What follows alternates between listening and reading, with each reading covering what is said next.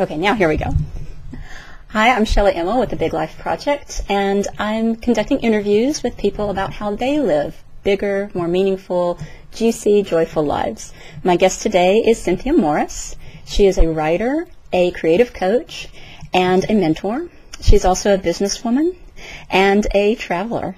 I have had the privilege to take a class with Cynthia, and I knew about a month after we started the class when Cynthia said, man, I need a creative pick-me-up. I need an influx of inspiration. I'm moving to Paris. And then she did. I knew then that I wanted to interview Cynthia as somebody who, when she recognizes something that's going to make a difference in her life in a big way, she does it. That's fantastic and inspiring. So Cynthia is in Paris now, and here she is. Hi, Cynthia. Thanks for joining me. Hi, Shelley. Thanks for having me. I'm honored and I'm excited about this. I'm grateful to have you. Alrighty. So one of the first questions I always ask people is, what are the top one or two things that make your life meaningful, satisfying, joyful? What would you say one or two things are for you? The thing that I find most meaningful for me in my life and my work is helping to empower others to be creatively empowered, to enjoy their creativity and their creative gifts instead of feel burdened by them or stressed by them or demeaned by them. Often we take the things that are normal to the creative process and make them things that are wrong or bad about us. Like I can't focus, I can't stay disciplined, I can't do all these just common creative things. And I help normalize them and help people find their own way and empower them in their own way. That's really meaningful to me, is being able to affect positive change for people. Mm-hmm.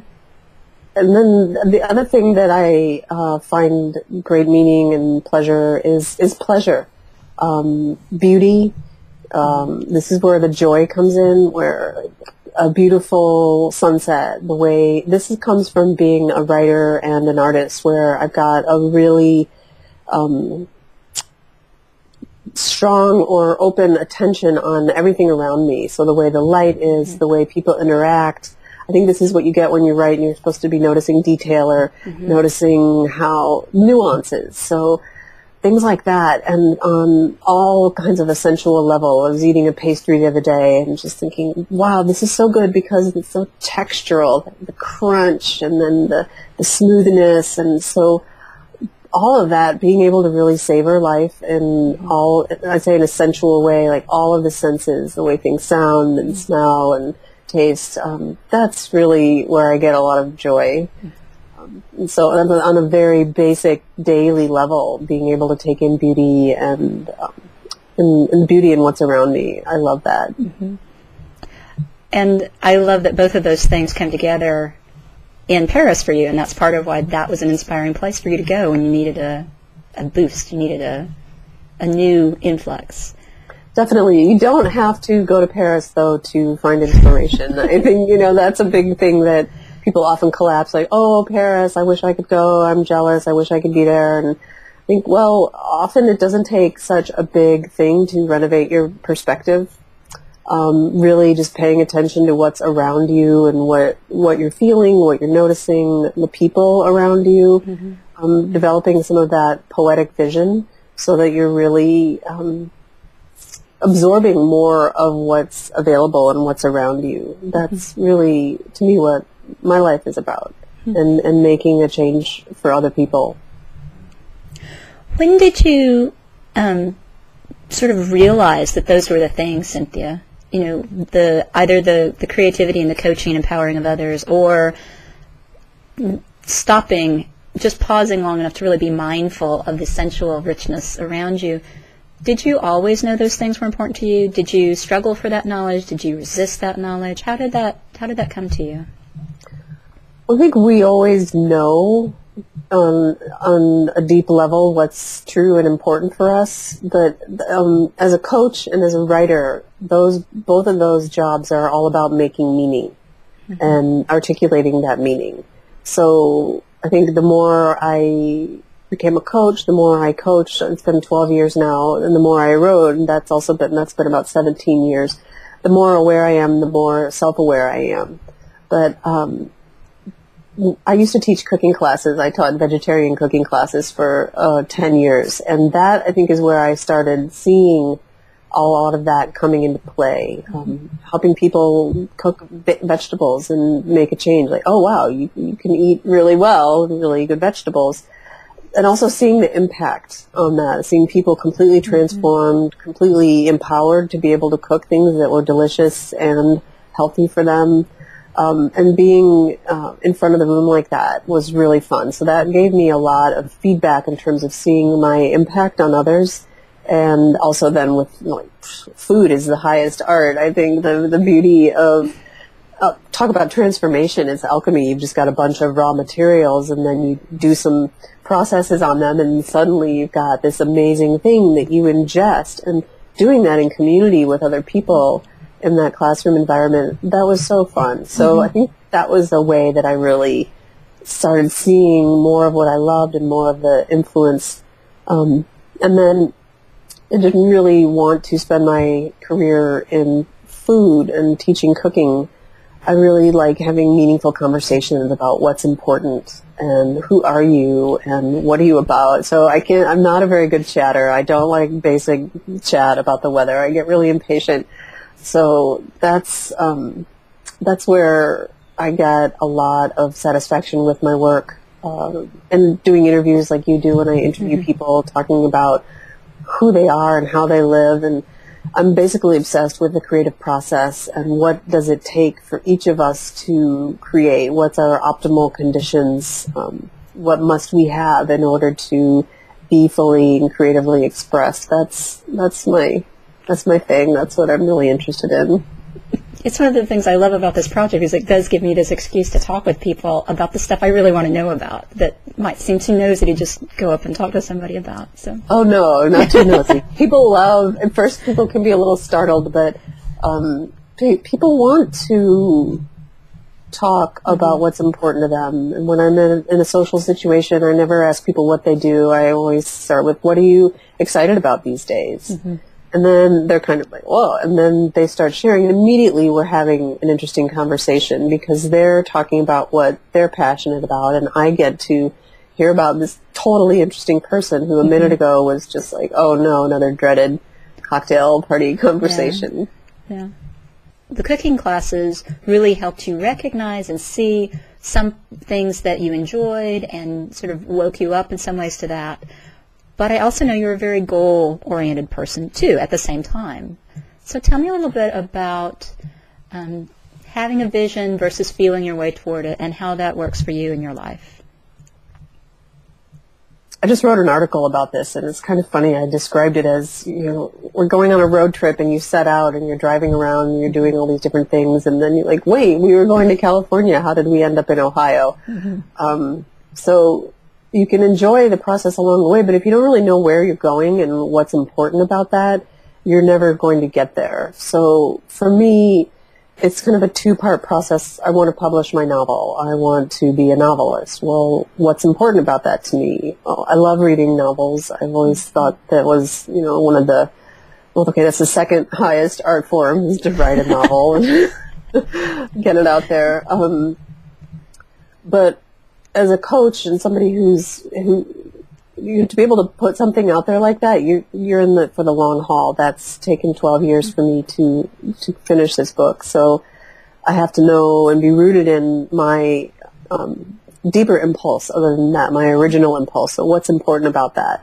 So once I got clear about what's important about that, then I'm able to take steps toward it on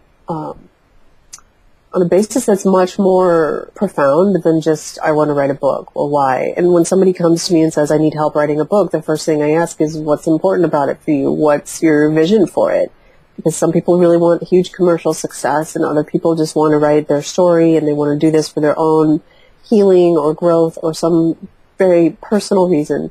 So knowing what it's about on a deeper values-based level, then we can gear all of our actions toward that.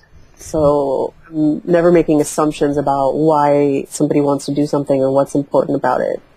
What about you? What was important to you about writing your novel? What was your original impulse with that? Well, there are a couple. One is professional. I feel like if I'm a writer's coach, I need to be a writer, and I need to be a published writer. And so I've been grappling with some of the demons around that. Like, oh no, what if my book is really bad and nobody likes it? What if my writing stinks? And then, I had this whole idea that then that means my whole career is just a sham, and I have to start over being a plumber or something totally different. And then, something I'm completely not fit for. And then I realized, well, quality, I've done my work. I've done my work to make it as good as I can, and it's just going to have to stand on that work. It's not only going to be as good as everything I've been able to do. Mm-hmm. And maybe I'm not going to be known as the world's greatest novelist. That really doesn't matter. It's just doing it, following through, and what one gets from following through on something like that is so enormous you can't even imagine. I feel like in one of the ebooks I wrote about how to finish projects, I talk about how each project we have gives us something back to ourselves. Mm-hmm. It works us. We learn something, at least one thing about ourselves that we could not have learned in any other way. And so when people don't finish things and they just stay in the fun, exciting early part of the process, they're really robbing themselves of the fruits of their creative labor. So what the book has given me just an enormous confidence in the fact that I can stay with things when they're difficult. I can't tell you how many, well, I've done 15 drafts. It will be 16 by the time I'm done. I really wanted to stop around draft 9 at least. Yeah. And so the tenacity that I have gained and the confidence in myself and the trust in myself that I have gained from staying with it when I didn't want to, that's priceless. So that's one track of what's important about the novel. Another piece is it's about a woman named Sylvia Beach, who was an American woman who moved to Paris and had a bookshop and lending library here and was very much at the core of a literary community here in Paris. And she's just always been a huge heroine for me, who she was and how she was, what she was committed to, and how she went through her own trials to stay committed to that. And a lot of people don't know who she is. I would say, oh, Sylvia Beach, and people would say, oh, who's that? I thought, this is a modern day heroine who has a lot to offer us. I want to share her story with the world. And so that's the main reason I've stayed on track with this book is I want people to know about her.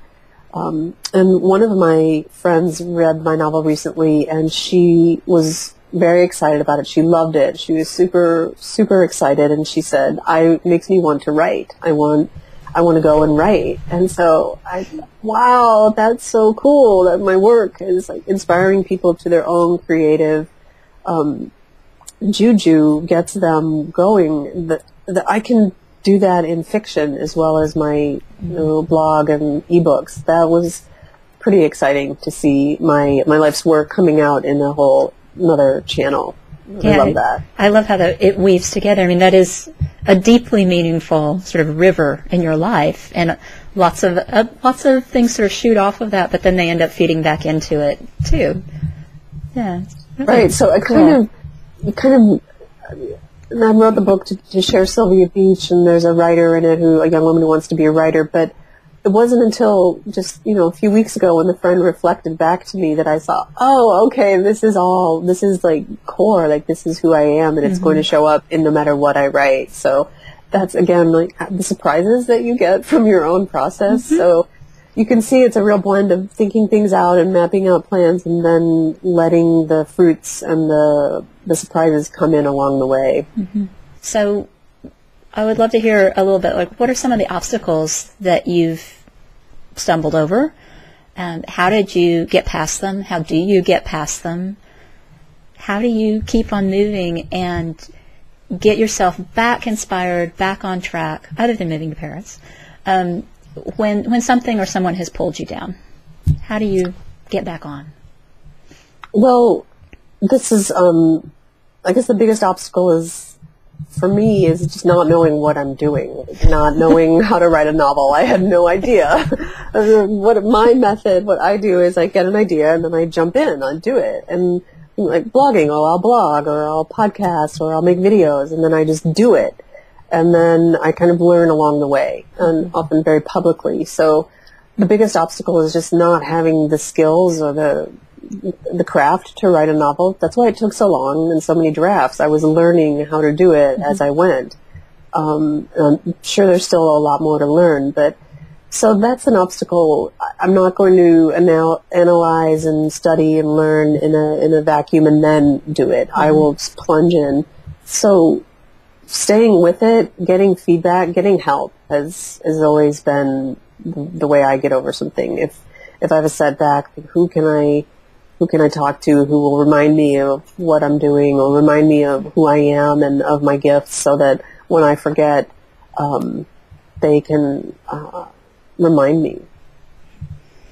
On a daily basis, what does that look like, Cynthia? You know, some days you roll out of bed ready to go. Some days you roll out of bed not so much. You know, what do you kind of do to keep yourself motivated, to give yourself these chances for these essential enjoyment? What's your daily bits and pieces look like for that practice? Well, basically it's the other, so the thing is, like, how do I live to foster my creativity? How do I live to develop myself as the best version of myself I can? And really, like, my big job is, how do I love myself more and take care of myself in a kind and loving way? So I found this out years ago when I was first working. I think it was probably year 2 or 3, working for myself, working at home.